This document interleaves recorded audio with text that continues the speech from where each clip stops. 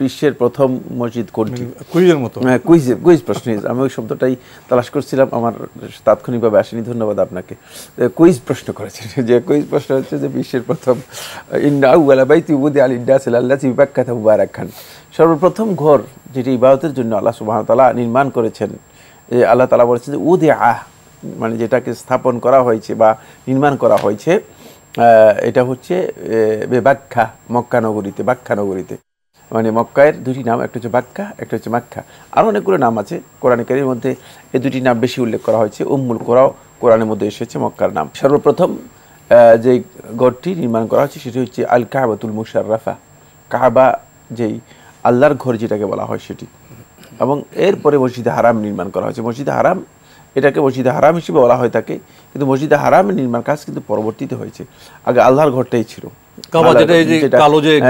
কালো গিলাপ যেটা দেখা যায়, এটা এই আল কাবাতুল মুশাররাফা, চারদিকে যে প্রশস্ত সেটা হলো মসজিদুল হারাম। মসজিদুল হারাম এটা পরে নির্মিত হয়েছে। মূল মানে যে ঘরটি নির্মিত হয়েছিল সেটা হচ্ছে মানে আল্লাহ কালো কাপড় আবৃত, যে কালো, যে এটাকে বাইতুল্লাহ বলা হয় থাকে, এটাকে কাবাতুল মুশাররাফা, কাবা বলা হয় থাকে, এবং এটা হচ্ছে আল্লাহর ঘর। মসজিদ আকসা এরপর অনেক পর নির্মিত হয়েছে। মসজিদ আকসা এবং বাইতুল মুকাদ্দাস এটা একই জিনিস। আর 2 নম্বর হচ্ছে মসজিদে হারাম আর মসজিদে আকসা, যখন ইব্রাহিম আলাইহিস সালাতু ওয়াস সালাম আল্লাহর ঘর নির্মাণ করে থাকেন, এরপরে ইব্রাহিম আলাইহিস সালাতু ওয়াস সালাম তার পুত্র ইসহাকের মাধ্যমে, ইসহাক আলাইহিস সালাতু ওয়াস সালাম তিনিও নবী ছিলেন। ইব্রাহিম আলাইহিস সালাতু ওয়াস সালামের পুত্র ইসমাঈল আলাইহিস সালাতু ওয়াস সালাম এবং ইসহাক, মানে ইসহাকের মাধ্যমে আল্লাহ ইব্রাহিম আলাইহিস সালাতু ওয়াস সালাম বাইতুল মুকাদ্দাস এর নির্মাণ কাজ শুরু করেন, এবং এই দুইয়ের মাঝে 40 বছর গ্যাপ ছিল, 40 বছর সময় ছিল। জি, আমরা খুবই গুরুত্বপূর্ণ কিছু তথ্য জানলাম। প্রিয় দর্শক আরও লিখেছেন, কখন আস্তাগফিরুল্লাহ পড়ব, কখন নাউজুবিল্লাহ পড়ব, আর নাউজুবিল্লাহ মানে কি? ধন্যবাদ আপনাকে। নাউজুবিল্লাহ আর আস্তাগফিরুল্লাহ কখন পড়বেন এই প্রশ্ন করেছেন। আস্তাগফিরুল্লাহ যে কোনো সময় পড়তে পারেন। ইস্তেগফার এটি 1 নম্বর হচ্ছে দোয়া, 2 নম্বর হচ্ছে এটাকে আল্লাহ তাআলার কাছে চাওয়া, 3 নম্বর হচ্ছে এটি হচ্ছে আল্লাহর পক্ষ থেকে বান্দাদের জন্য বড় ধরনের প্রেসক্রিপশান, বড় ধরনের চিকিৎসা পদ্ধতি। যেই কোনো রোগের জন্য, যে কোনো সমস্যার জন্য বান্দা যদি আল্লাহ তাআলার কাছে ইস্তেগফার করে, ইস্তেগফার করতে পারেন। কোনো ভালো কাজ করার পরে তিনি আস্তাগফিরুল্লাহ বলবেন, আর যেই কোনো সময় ইস্তেগফার করতে পারেন। ক্ষমার জন্য ইস্তেগফার করতে পারেন, তওবার জন্য ইস্তেগফার করতে পারেন। আর ইস্তেগফারটা নবী সাল্লাল্লাহু আলাইহি ওয়াসাল্লাম মজলিসে যখন বসতেন, নবী সাল্লাল্লাহু আলাইহি ওয়াসাল্লাম এর কাছ থেকে বেশিরভাগ সময় ইস্তেগফারের লফজ শোনা যেত। আনাস ইবনে মালিক রাদিয়াল্লাহু বর্ণনা করেন, তিনি বলেন যে রাসূলুল্লাহ সাল্লাল্লাহু আলাইহি ওয়াসাল্লামকে আমি একই মজলিসে আল্লাহ নবী সাল্লাল্লাহু আলাইহি ওয়াসাল্লামকে 70-এর অধিকবার ইস্তেগফার করতে শুনেছি।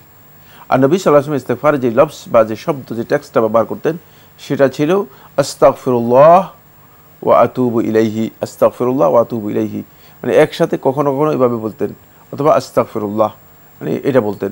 তো এই ক্ষেত্রে ইস্তেগফার এটা কমন শব্দ। আর নাউযুবিল্লাহ হচ্ছে মানে আমরা আল্লাহর কাছে আশ্রয় নিচ্ছি, এটি শুদ্ধ নয়। শুদ্ধ হচ্ছে আউযুবিল্লাহ। কারণ নাউযুবিল্লাহ হচ্ছে আমরা অনেকের কথা, মানে এখন আপনি যখন বলবেন যে আমরা অনেকে আশ্রয় নিচ্ছি, মানে এটা যদি একাত্রে কেউ বলে থাকে তাহলে তারা বলবেন নাউযুবিল্লাহ, বরং শুদ্ধ হচ্ছে আউযুবিল্লাহ। আপনি দেখেন, এই জন্য কোরআনে কারীমের মধ্যে যখন আমরা কোরআন শুরু করে থাকি তখন কিন্তু আমরা নাউযুবিল্লাহি মিনাশ শাইতানির রাজিম বলি, আউযুবিল্লাহ বলি। আউযুবিল্লাহ বিষয় বুঝতে হবে, খুবই সূক্ষ্ম একটা বিষয় রয়েছে, এটা গ্রামাটিক্যাল বিষয়, ব্যাকরণের বিষয়। নাউযুবিল্লাহটা মানে সবাই একসাথে বললে হয়, এটা সবার পক্ষ থেকে যদি কেউ বলেন থাকে তাহলে হতে পারে, বহুজনের পক্ষ থেকে। অটোমেটিক বিকাশ করতে সেট করুন অটোপে। বিকাশ থাকলে আর কি লাগে। কিন্তু যখন কোনো ব্যক্তি নিজের পক্ষ থেকে কোনো কিছু বলবে তখন তিনি বলবেন আউযুবিল্লাহ, মানে আমি আল্লাহর আশ্রয় নিচ্ছি, তো এই যে আমি আশ্রয় নিচ্ছি, আল্লাহ তাআলার শরণ নিচ্ছি,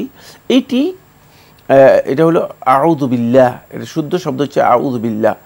এটি কখন বলবে? যখন কোনো মানে দুঃসংবাদ, কোনো ভয়ঙ্কর কোনো কিছু, যখন কোনো খারাপ কোনো কিছুর বিষয় আপনার সামনে আসবে, যে খারাপ কোনো মানে বিষয় আসবে যেটা কোনোভাবেই নীতিগত দিক থেকে অথবা ইসলামের অনুমোদিত বিষয় নয়, সেখান থেকে আল্লাহ তাআলার আশ্রয় গ্রহণ করা, মন্দ বিষয়গুলো অথবা শয়তান থেকে আল্লাহ রাব্বুল আলামিনের আশ্রয় গ্রহণ করা। অর্থাৎ শয়তান এবং শয়তানের অরিষ্ট থেকে যখন আপনি আশ্রয় নেবেন তখন আউযু বিল্লাহ বলবেন।